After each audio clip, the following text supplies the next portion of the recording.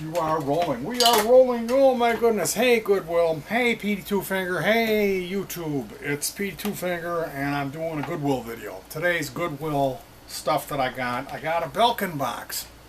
This is what we call a Belkin box. B-E-L-K-I-N. It's a Belkin. And what this is was there's a 110 volt cord that plugs into the wall. Then there's this cord that I already cut off, so we'll just pretend that. This is a 2.1 mil DC cable. And then there's a switch. Makes that annoying sound. This panel opens up to, this is not put on wrong. This panel opens up to reveal a 12 volt 36 watt. I think this is a 7 mAh UASA. Yeah, they make motorcycle batteries. So this is a sealed lead acid battery inside here. So the idea behind this box is that Yahoo Uverse had this service where it was all 3-in-1. You would get your TV, your phone, and your internet. And they gave you this as a backup. So this would plug into your modem. In the old days, you would have a phone and it would plug into the phone jack in the wall, like your home phone, your landline. And if the power went out, that was not connected to the phone. The phone had its own system. It ran on like 30 to 60 volts AC. And it didn't have anything to do with ComEd or the regular power. That was what we call Ma Bell, AT&T. So if the power went out, let's say there's a storm, you know, oh, it's dark, storm, lightning, and it blows the transformer or whatever, you lose power. And then all of a sudden, you know, your brother who has been synthesizing DMT or PCP goes nuts. And he's cut himself up with a razor blade. He's bleeding to death. So you would be able to grab your phone and call 911 and they would come and take him away. Because the phone still worked. So when they came up with this thing where they were going to offer all three services in one, they thought, ooh, you're not going to be able to call 911 when the power goes down on your landline phone. So this somehow or another, this was, I mean, I don't know. I'm like just spitballing here. The only reason I could see they would want why this exists, why they gave customers this, or if you paid for this as a next tier, would be so your phone would work when the power went off. Because see, if the power's off, well, your laptop, forgive me, you could still, let's say the power's off, you have a battery in your laptop, you could still access the internet because this box, it is connected to the power, which keeps this battery charged up. And as soon as it knows that the power went out, it sends its own power backup that's produced from this battery out this plug to your modem, your router. Okay? So if the power did go out, you wouldn't lose service on your modem. And your modem also ran your phone. It also runs your landline now. Okay? So you would be able to call 911. You would be able to call whoever you wanted. You would be able to use the internet when the power went out because of this backup. If you didn't have this backup, and this is just like a battery. That's what this big giant battery is. So this is a battery backup system. So let's take a look at how many volts are left in this battery. When you turn these on, it will go through a testing phase and it will let you know on the front panel there's testing the battery, low battery, and replace battery. So if it's the red light, that means the battery's in trouble. If it's the yellow low battery light, that means it needs to be charged, plugged in, and left on overnight. And if it turns on, it goes through the testing battery where it's green and it just stays green. That means everything's fine, that the battery has a good charge and there's no issue. So this one is reading 12.48 volts. So that means that the battery it's good. When these are powered all the way up, like when they're brand new, excuse me, when they're brand new, they will run at like 13.85 volts, maybe even a little higher. So this one is, it's okay. It needs a little bit of a charge. So these boxes are, they're at the tail end of their lifespan, meaning 5 years ago, 7 years ago, they were rare. 5 years ago, they were starting to really be common. 3 years ago, they were maybe at their peak, where you could, every time you went out, you would almost find one. So they started out selling them for like $10, and then they were lowering the prices because so many people were canceling the service, moving on, getting a different type of internet, and these became much more common. And they didn't really have any,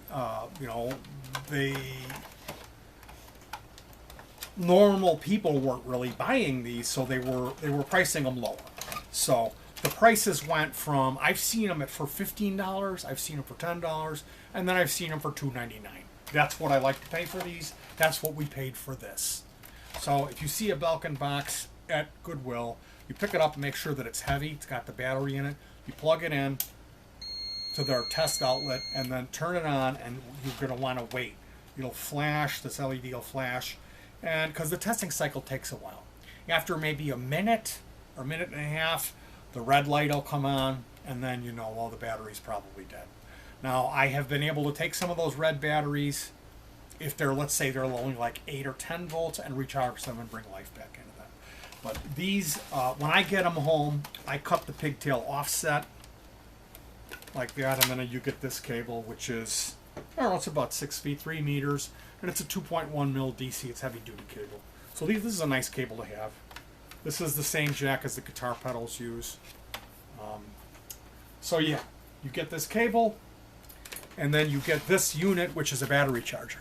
This will recharge your car battery. It's about 12 volt, 1 amp, I think it runs at. And then you get this battery, and that's what we want, is these batteries. If you get 2 of these and put them in series, you get 24 volts, 26 volts, and you can run a 100 watt Class D amp board, which is very loud for a guitar. So these are very cool. You could get a 7809 voltage regulator, and then 100 UF, and then a 104 or a 0.1 UF capacitor, and put those on the input and the output. The 7809, it's a voltage regulator, and what that does, it's a little circuit that you make that has 3 parts. The one looks like a big transistor. It's got 3 legs hanging down. It's like input, ground, and output, and you put those capacitors on the input and the output, and then the plus comes in from the battery, and what comes out is rock solid, stable 9 volts to run your pedal board. So you could have one of these running your pedal board. And a good example of that is like this here is a box that's got, it's got a fuse, it's got that circuit in here, and then there's a switch. So you hook this up, hook the battery up, and then this plugs in here. This would plug into your pedal board or pedals, and then you turn this on and you're good to go. And we're playing outdoors, so that makes a little more sense of why I would be wanting to run these batteries. But you know what? There's guys running batteries because of it doesn't make any noise. Oftentimes when you go and play at a different location, if you're touring, there's different lights and problems where the AC isn't clean. I know that there's ways around that with rack power conditioners and all kinds of different things. Fancy, super expensive voltage regulators. But one way to do it, if you didn't really have any resources or money, is to pay $3 for one of these, recycle the battery, and do something interesting with the battery. And that's what I've done with it. We have a whole band's worth of gear, minus the drummer. We use a drum machine or MP3 player that plays loops that I make, drum tracks, the loops. So the band is a keyboard player, a rhythm guitar player, a lead guitar player, a bass player, and then this drum machine. And I built the gear, which is, everybody either has a 50 or 100 watt amp, and it's all powered by these, and then all the pedal effects.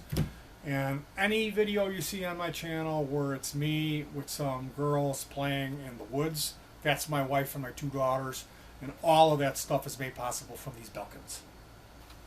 And we have quite a few.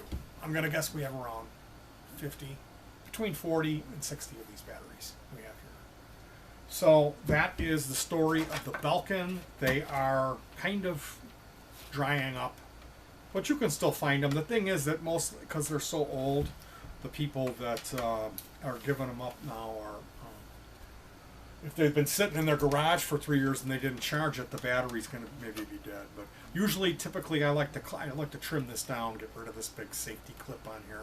I don't like that, and then I'll put red shrink boot over the clip. But what you can do, like, let's say you have a power pack or a drill, you could mount that drill on a board, drill holes through the drill, and then rip some screws into it so it lays sideways, and then mount this on that board, maybe laying down. You could even mount the drill on top of it, and then you put in a light switch box that turns it on, and you could run the power off of these wires up to that drill, and then you could have like a side hobby grinder, or you could put that into a 2.1 mil and then start adapting all your old cordless tools that the batteries have died and run them all on 2.1 mil plugs. So you put a female coming off of this, and you'd have this always recharging the battery and use the battery like a big capacitor. So then all your old cordless tools would just plug into this, and you could run all those at 12 volts. And let's say if it's a lower rate, it's a 6 volt, it's going to scream, it's going to go real fast, it's going to be real nice and loud. So yeah, these, like recently I did the paper clip motor. I laid this drill on its side and made a chuck and wound the coil with magnet wire. It was 600 turns. So you can imagine doing that by hand. I never would have done it. So this was what I used for my power supply. It was the battery connected to the Belkin while the Belkin was plugged in, recharging it. So I didn't really use it, the battery, so much. And then I just had a couple of alligator clips clipping onto here, coming off, going into the drill that I used, which was a 14 volt drill that I ran off of this, because it's 13 and a half, so. And I wanted it running at a lower thing anyway, so it worked real well. If you would like to comment, if you've made anything with these Belkins, please let me know. Check out some of the music, the band that we powered off these Belkin batteries. And thank you for joining me. Peace.